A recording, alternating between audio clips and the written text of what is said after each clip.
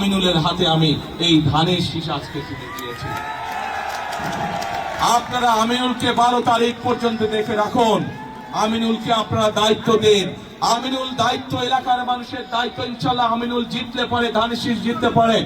13 তারিখ থেকে আমিনুল এলাকার মানুষের দেখভাল করছে কিনা, এলাকার উন্নয়নে কাজ করছে কিনা, সেইটি দেখার দায়িত্ব ইনশাল্লাহ আমার।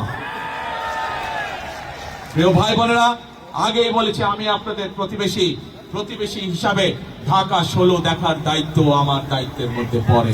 ইনশাল্লাহ আপনাদের সন্তান হিসাবে, আপনাদের প্রতিবেশী হিসাবে আমি আপনাদের সাথে যেমন আগেও ছিলাম, ইনশাল্লাহ ভবিষ্যতেও থাকবো।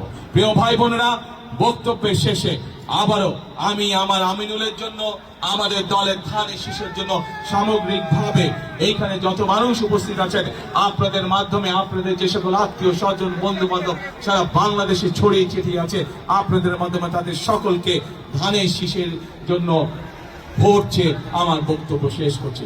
ইনশাল্লাহ সকলে ভালো থাকবেন, আমার জন্য দোয়া করবেন, আমিও দোয়া করব আপনারা যাতে ইনশাল্লাহ সকলে ভালো থাকেন। আল্লাহ হাফেজ। বাংলাদেশ জিন্দাবাদ। বাংলাদেশ।